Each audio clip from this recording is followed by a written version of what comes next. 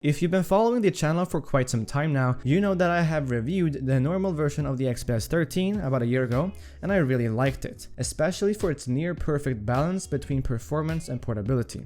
Dell announced the new XPS 13 featuring 7th gen Intel CPUs at CES this year, alongside the new 2-in-1 option, which is the one we're taking a look at in this pros and cons video. So without any further ado, let's get into the pros. The Dell XPS 13 2-in-1 is like all other XPS computers, very well built and sturdy. It's got aluminum panels on the outside, making the device sturdy, and plastic on the inside with a carbon fiber soft touch coating, which makes the computer lighter than one made all out of aluminum. The hinge is robust, the keyboard and display has no flex to them, and overall the XPS 13 2-in-1 feels like a tight and well built package. I really liked Dell's displays lately. They have very small bezels, which in turn makes the entire device smaller. Great touch functionality and responsiveness, and they're also on top in terms of color accuracy and quality. The one I have here is just a 1080p model, which still looks good, but there's also a QHD Plus model available. Personally though, I would prefer a display with a 3:2 aspect ratio, as that would give you more screen real estate. Something like the display found in the Surface Book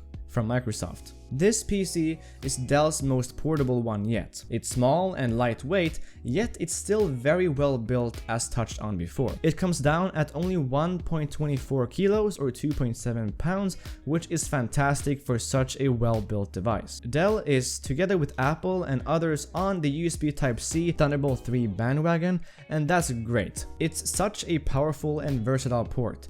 For example, you can connect this Cal Digit dock to it with just one cable and charge a laptop at the same time as getting access to a whole plethora of other essential ports, such as 2 USB Type-A's, audio jack, Ethernet, DisplayPort, and another USB Type-C. The laptop has no full-size USB port, so the Cal Digit dock is recommended, although not essential in this case, as they do include an adapter for one USB Type-A port in the box, which is great to see. Something you won't find on the normal XPS 13 is a fingerprint scanner, although there is one on the 2-in-1 model. I am not sure as to why it's apparent here but not on the bigger model, but nevertheless it's a great feature to have. The scanner is quick and has never failed to recognize my finger. So with the pros done, let's take a look at 5 not so good things. Because of Dell's very tiny bezels, there was no place up top to put the webcam, and therefore they had to put it below the Dell logo, which basically renders it unusable. If you're going to be face calling anyone on this laptop, they'll be looking up your nose, you'll look like you're staring at something far away, and if you're using the keyboard at the same time,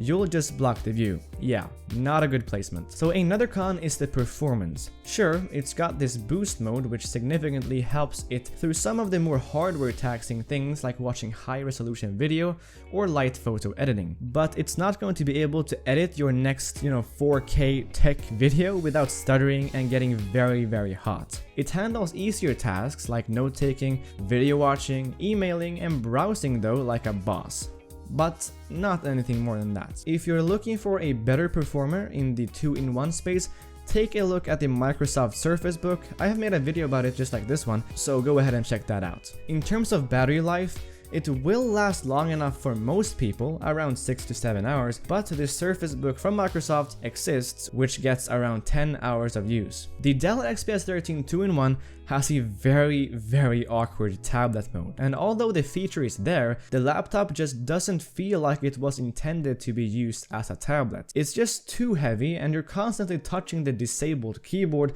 which just feels weird and makes it hard to find a comfortable way of using it. My last con is kind of a nitpick, but it's been frustrating the hell out of me over these past 2 weeks, and that's opening the laptop. There's no way of doing it without just looking like a dumbass. So there you go. Those were my main 5 pros and cons with the Dell XPS 13 2-in-1. What do you guys think of the laptop? Let me know in the comment section down below, and also make sure to like or dislike this video, and I'll see you guys in the next one.